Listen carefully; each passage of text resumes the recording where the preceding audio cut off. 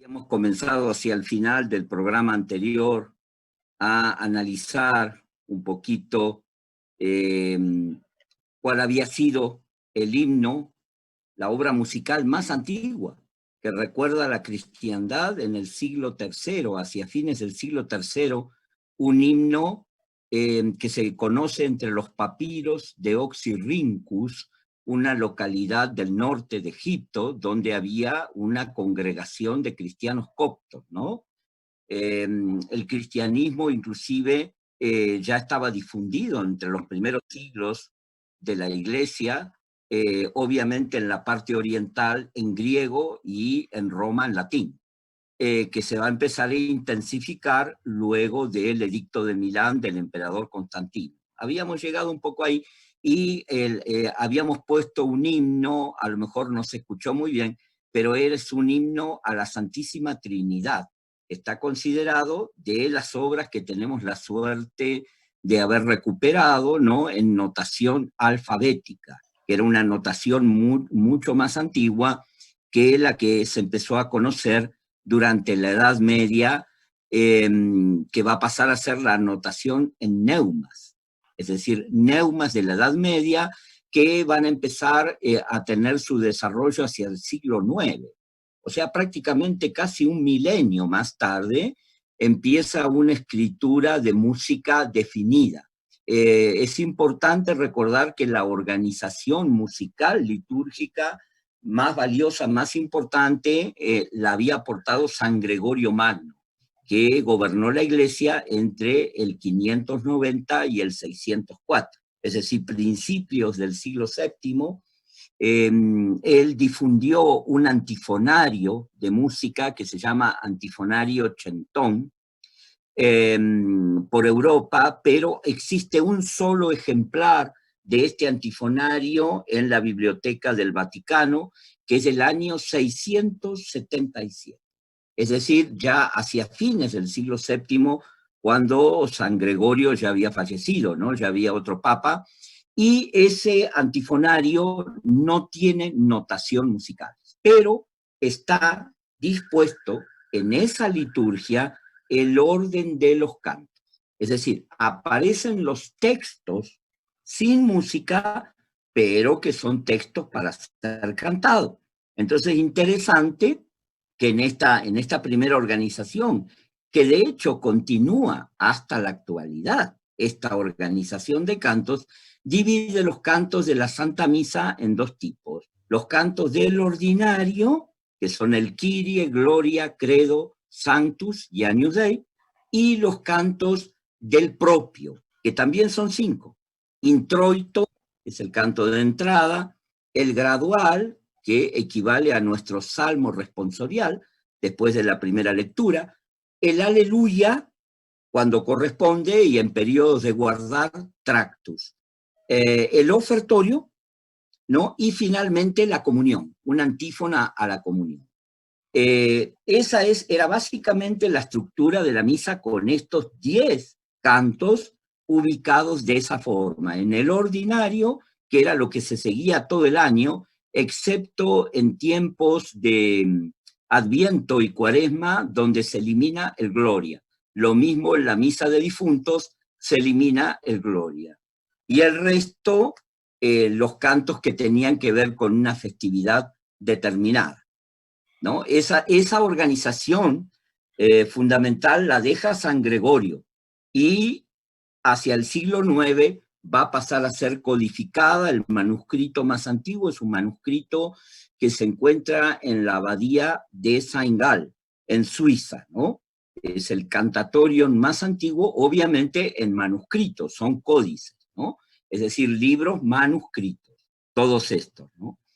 Modernamente, el canto gregoriano, que sigue siendo mencionado, creo que es el artículo 122 de la actual Constitución de Sagrada Liturgia, que nos rige actualmente, en el marco del Concilio Vaticano II, y anteriormente es importante saber que el Papa San Pío X, que gobernó la Iglesia a principios justamente del siglo pasado, del siglo XX, él pidió una edición vaticana original que se hizo en el año 1908. Es decir, este libro es un libro de canto gregoriano impreso. Y como decía, el artículo 122 de la Constitución de Sagrada Liturgia actual sigue diciendo y sigue nombrando al canto gregoriano como el canto litúrgico propio de la Iglesia y que va, a pesar de los cambios y las cosas que puedan pasar, va a seguir siendo el canto más importante, porque en el canto gregoriano está colocada todos los textos de la liturgia medieval, luego la liturgia en tiempos tridentinos, que significaron 4 centurias, 4 siglos, hasta 1962, y la que nos rige actualmente. Hay sí libros actuales de canto gregoriano para hacer la misa en canto gregoriano, pero con la nueva liturgia que divide las lecturas en 3 ciclos, A, B y C. Entonces hay un gradual, se llama Gradual de Pablo VI, en homenaje al Papa Pablo VI, se llama así y salió publicado en el año 1972, este gradual. Es decir, es canto gregoriano, pero adaptado a la liturgia actual.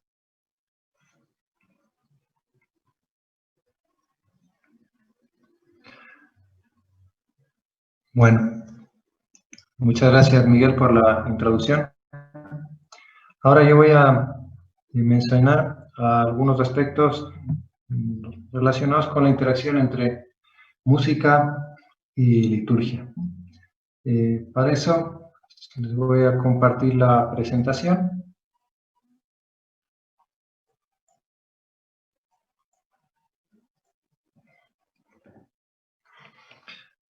Bien. Como mencionaba Miguel, siempre ha habido una profunda interacción entre música y liturgia. De hecho, el desarrollo de las celebraciones siempre ha estado marcado por la música.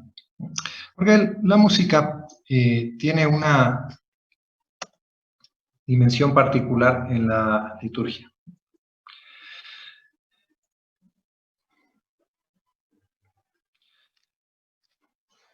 Bien,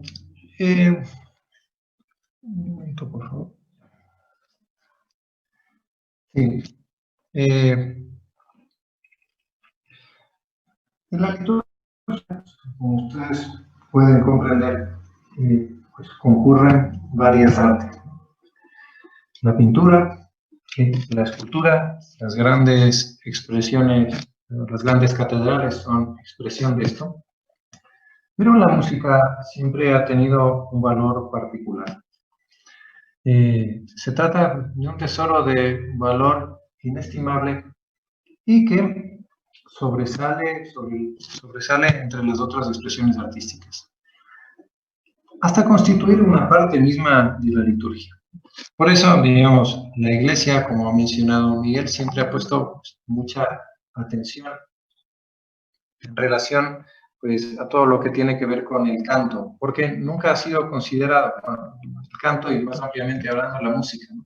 Porque nunca ha sido considerado simplemente pues, como un elemento pues, decorativo o algo accidental, sino que forma parte de la misma celebración litúrgica.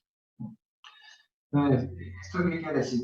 Por ejemplo, la pintura puede ser valiosa, ¿no? Y de hecho, pues, puede ayudar en la participación en la celebración, como puede también pues, ilustrar una serie de conceptos relacionados con la salvación.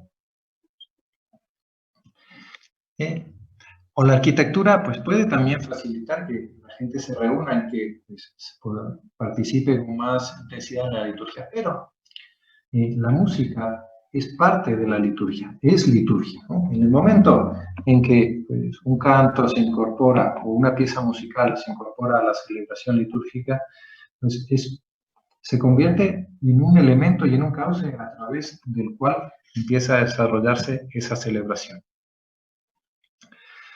Y la música es necesaria Porque la liturgia, pues, tal como habíamos visto la sesión pasada, es una especie, digamos, de puerta que nos abre, que nos franquea la entrada a lo divino. Y frente al misterio de Dios, las palabras se quedan cortas. De hecho, pues, me venía a la cabeza una historia de uno de los grandes teólogos de la Edad Media, Santo Tomás de Aquino, que estaba finalizando ya la última parte de una de sus obras, la Suma Teológica. En la historia cuenta que Santo Tomás no era solamente un teólogo, ¿no?, sino que era, pues, un místico, ¿no?, es decir, un hombre de profunda oración. La historia dice que Santo Tomás, ya cuando estaba, pues, bastante avanzado en su Suma Teológica, pues, tuvo una revelación de lo que sería el cielo. Y después de eso, pues, dice la historia, Santo Tomás no quiso continuar su obra. De hecho, la Suma Teológica ha llegado inconclusa, pues, hasta nuestros días.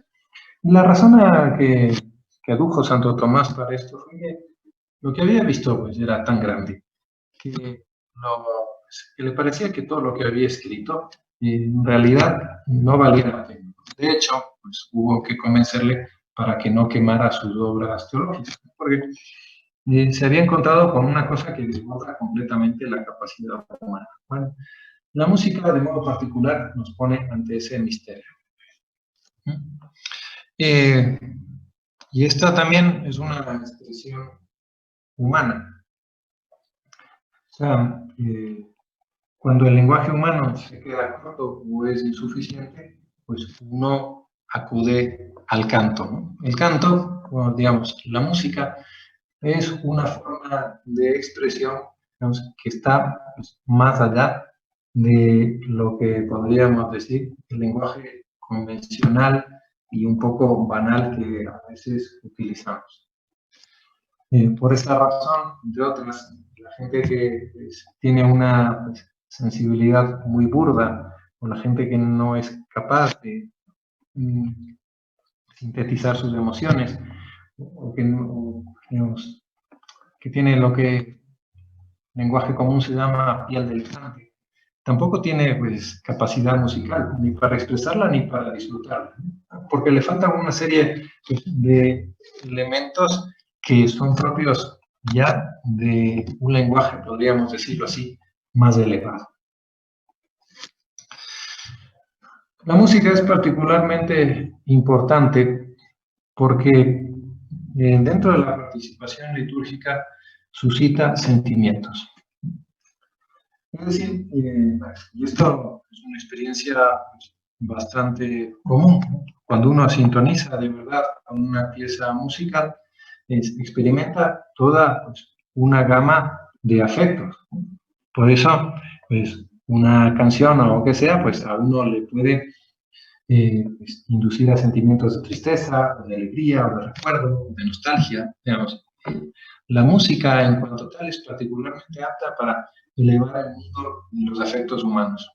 Por eso, en la celebración litúrgica, en la que interesa que la participación sea total, no solo con la cabeza, ni con la intención, ni con la voluntad, sino la persona entera, con alma, con cuerpo, con sentimientos, la música se hace necesaria, ¿no?, porque es un modo de elevar toda esa esfera humana al ámbito de lo divino. Por eso, pues, probablemente habrán escuchado esta frase de San Agustín, que es tremendamente famosa, ¿no?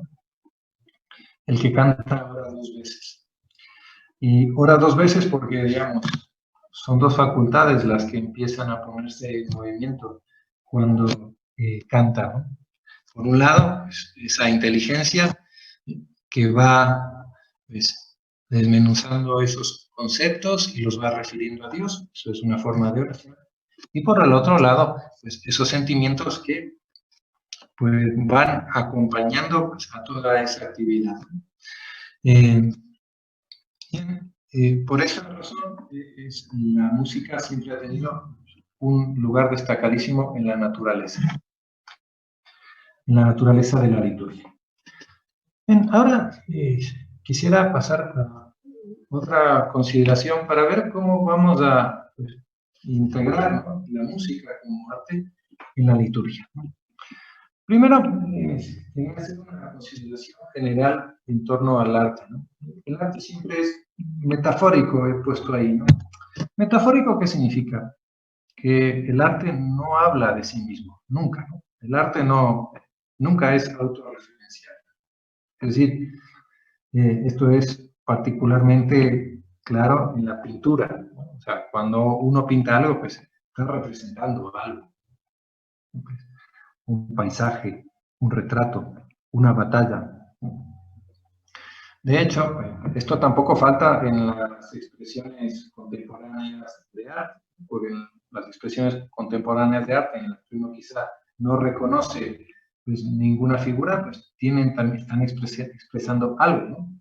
Pues a veces se puede expresar el caos, un sentimiento particular o el dolor ante algo, o pues, la sensación de desconcierto y de sorpresa de quien pueda contemplar la obra, ¿no? Pero el arte, pues por su misma naturaleza, nunca habla de sí mismo.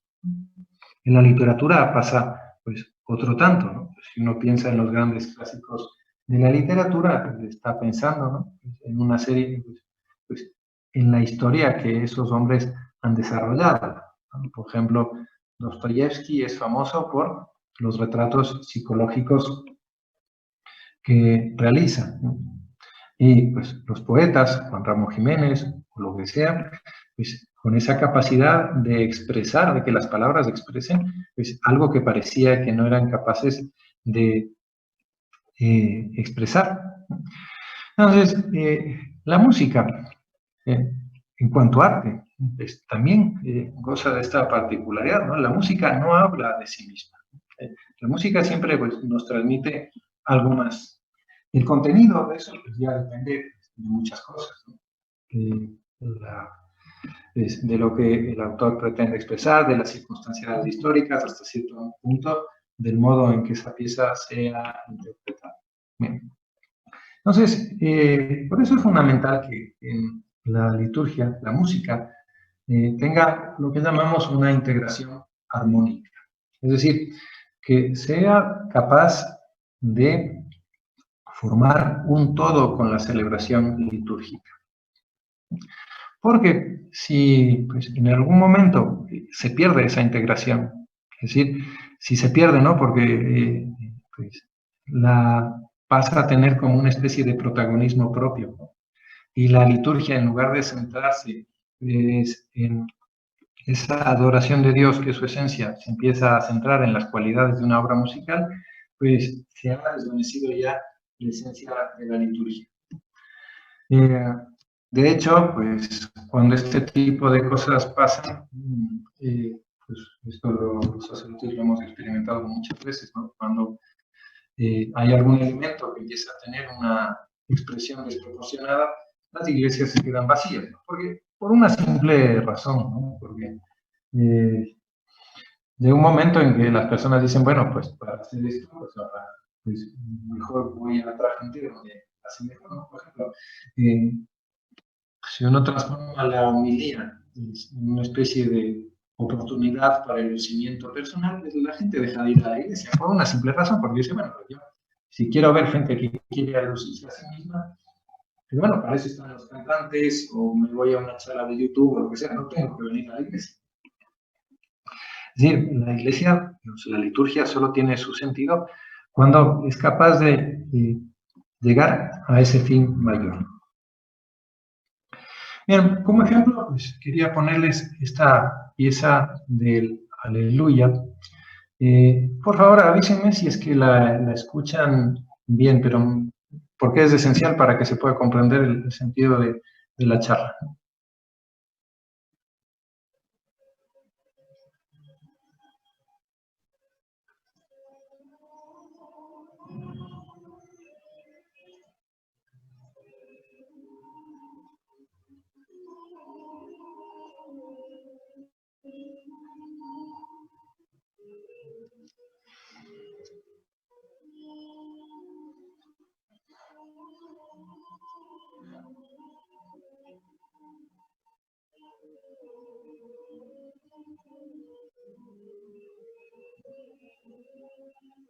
Y creo que hay que compartir el audio. Déjame ver. Y no se escucha bien. Al Ya. compartir hay que marcar pequeño cuadradito que dice compartir audio. Hay que salir y volver a entrar.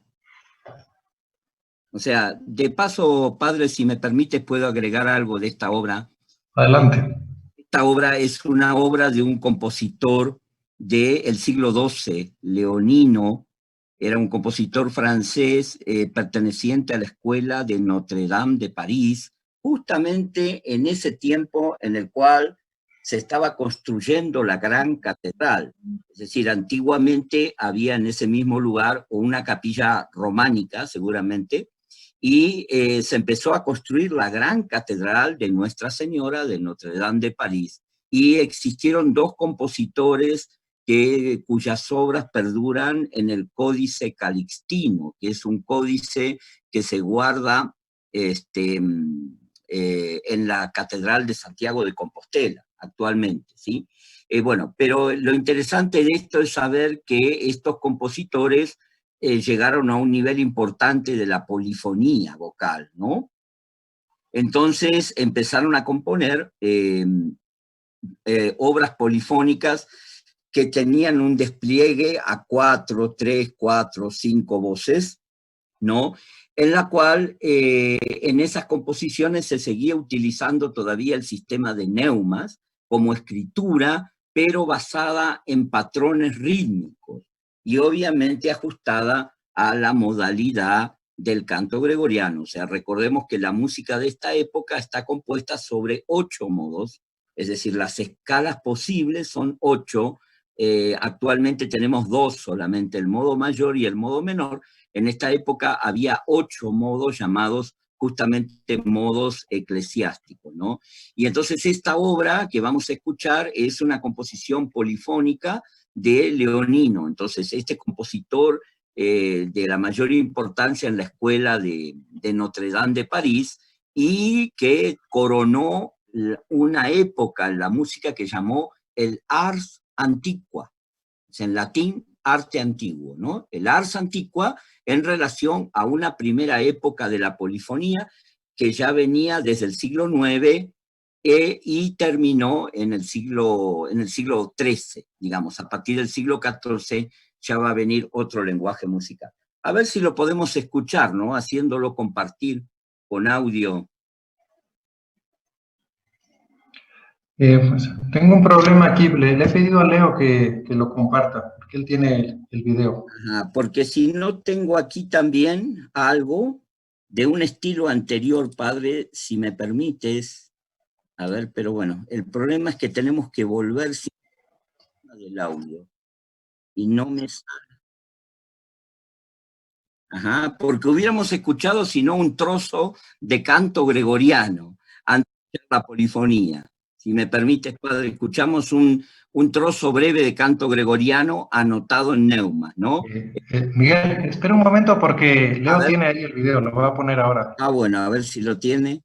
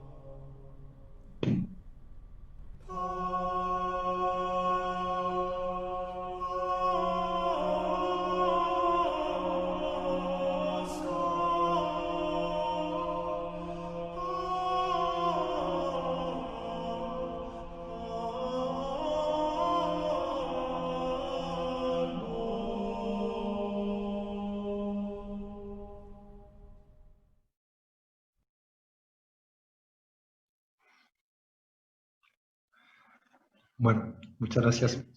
Sí, es también creo que es una comunión de la festividad del domingo de resurrección, de Pascua, ¿no? Está en los cantos del propio de ese día, pero en este caso elaborado polifónicamente, ¿no? Para una capela profesional. Es importante tener en cuenta que este tipo de obras, claro, no se hacían en cualquier templo, ¿no? Era generalmente en una gran ciudad donde estaba la posibilidad de que en esa iglesia hubiese una capela de profesionales, es decir, un coro profesional. En la mayoría de los otros lugares se hacía gregoriano, ¿no? Preferentemente. Muy bien, gracias, Miguel. Les quería poner este ejemplo porque el Aleluya es una pieza pues, muy típica de la música litúrgica y me parece que ilustraba lo que les había dicho antes. El Aleluya es fundamentalmente un canto de alabanza a Dios. En este caso, un canto de alabanza por la resurrección de Jesucristo. Es un ejemplo pues, de cómo el arte se va integrando en una celebración para darle realce y contenido, pero no solamente eso, ¿no? Sino para que pues, quien participa en la celebración pueda también unirse con sus sentimientos, con su voz y con su inteligencia a lo que la Iglesia está diciendo en ese momento. Bien, avanzando un poco más con este tema, tenemos que ver ahora pues, qué características debe tener una pieza musical para poder ser integrada en la música litúrgica. Yo he puesto aquí pues, 3 criterios. El primero es evidentemente la belleza expresiva. O sea, el arte por su misma naturaleza tiende a lo bello. Y la celebración digamos, y la pieza musical debe caracterizarse también por su belleza. Punto número 2. Debe fomentar una participación unánime. En ese sentido, la música litúrgica tiene, pues, podríamos decirlo así, un amplio sentido de popularidad. Sí, tiene que ser capaz de ser asumida pues, en su belleza y en su expresión por todas las personas que participan en la celebración. Es por eso que las piezas altamente técnicas o con una complejidad que solo es accesible a pocos no suelen ser aptas para la participación litúrgica. Y por otra parte, la música debe respetar el carácter de la celebración. ¿Sí? Esto ya lo veremos también más adelante, pero la celebración litúrgica pues tiene muchas veces una tonalidad propia. No es lo mismo la celebración del Día de los Difuntos que la celebración, por ejemplo, del Domingo de Ramos. Y tampoco es lo mismo pues, el Viernes Santo que una de las fiestas marianas. La música debe ser capaz de respetar ese carácter y no solo de respetarlo, sino de unirse a él y fomentarlo. Como ejemplo bastante característico de esto, quería ponerles esta pieza, el Puernatus et Nobis. No sé, Miguel, si nos puedes decir algo al respecto de esto. Sí, es la misma que yo iba a poner. Perfecto, estamos muy bien, padre. Solamente comunicarle a la gente que nos está escuchando y viendo que esta es notación de neumas diastemáticos, que son un tipo de neumas que más elaborados, que se empezaron a escribir alrededor del siglo XII hasta el XIV, y es lo que se conoce también como escritura musical cuadrada, porque la figura de los signos son más bien cuadrados y hay alguno romboidal. Está escrita sobre una pauta musical que se llama tetragrama. Tetragrama, que a diferencia del pentagrama tiene 4 líneas, ¿no es cierto? Y sus espacios correspondientes. Como decía, estas ediciones fueron posibles gracias a la restauración del canto gregoriano de los monjes de la abadía de Solesmes, en Francia, que comenzaron una tarea impresionante de revisión de códices antiguos hacia 1840. Entre las figuras prominentes estaba Don Potier, obviamente eran benedictinos, ¿no? Don Potier y Don Maucreau, que fueron directores de la capilla y la escola cantorum de la abadía de Solesmes. Ellos hicieron un estudio riguroso de todos los códices desde el siglo IX y luego de eso hicieron una edición hacia 1890 que, como decía antes, luego tomó contacto primero el Papa León XIII y después más tarde Pío X, San Pío X, que escribió, también dicho sea de paso, una carta muy importante el 22 de noviembre de 1903. Se llama Tra Sollecitudini. En esta encíclica, el Papa reordena y da una nueva idea a la música sacra en general y sobre todo a la música litúrgica en el año 1903 y 5 años después, en 1908, va a publicar el primer gradual oficial como edición oficial vaticana. Así que bueno, vamos a escuchar esto que está en esta anotación. Leo, ¿nos puedes ayudar, por favor?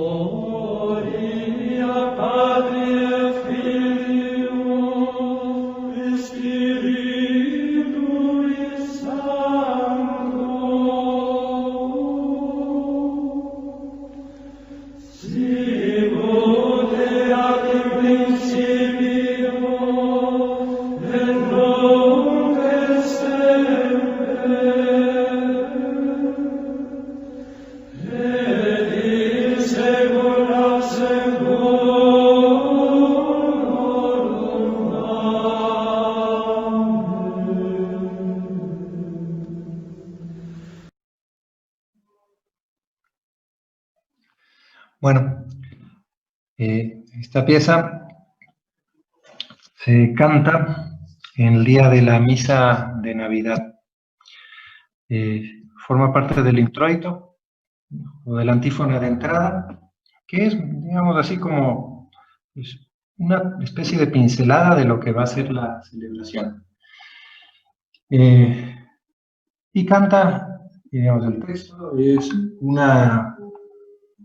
un versículo en latín del libro del profeta Isaías.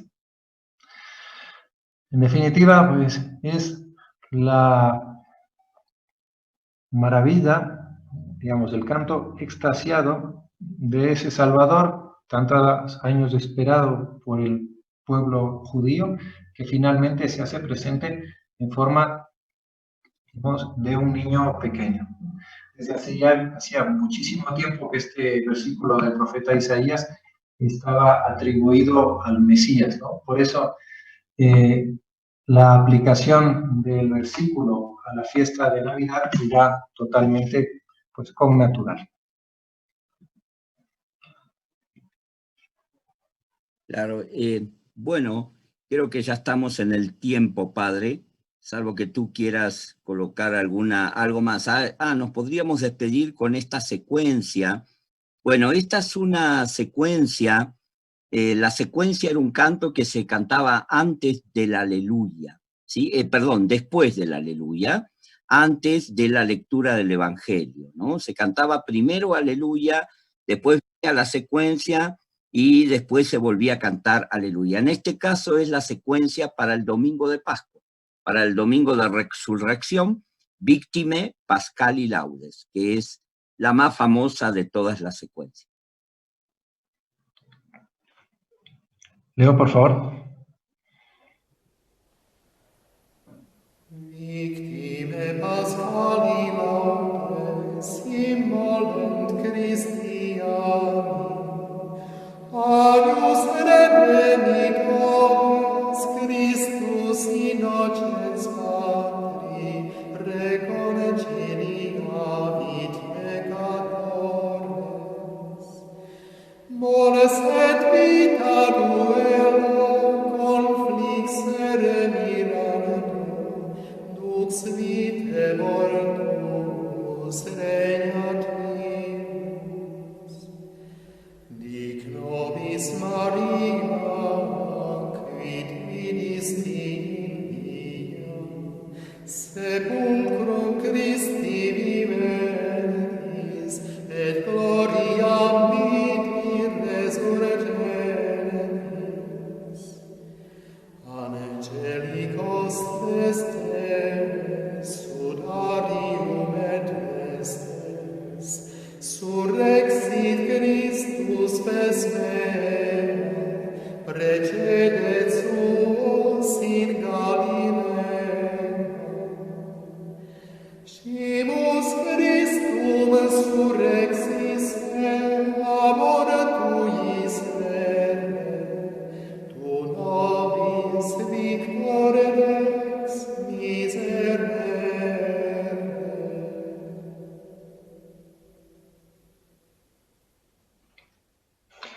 Bueno, solo añado, pues, una referencia breve. Este texto está pensado fundamentalmente para la vigilia pascual, la noche del sábado al domingo santo, en el que se celebra la resurrección de Jesucristo.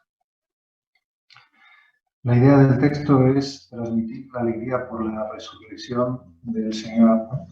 Una alegría que en la celebración litúrgica es particularmente sugestiva, porque esta vigilia se caracteriza también por empezar a oscuras, completamente a oscuras, y después, poco a poco, pues, la iglesia se va iluminando con la luz de una llama que significa, pues, a Cristo resucitado, ¿no?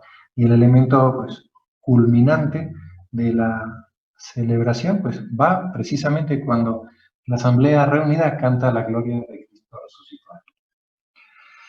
Bueno, habría algunos otros aspectos que me hubiera gustado tratar. Pienso que más adelante habrá alguna oportunidad. Pues les agradezco, como siempre, su atención, también las indicaciones y las acotaciones que ha hecho Miguel. Y bueno, si tienen alguna pregunta o alguna inquietud, estamos aquí para lo que ustedes puedan necesitar. Muchas gracias.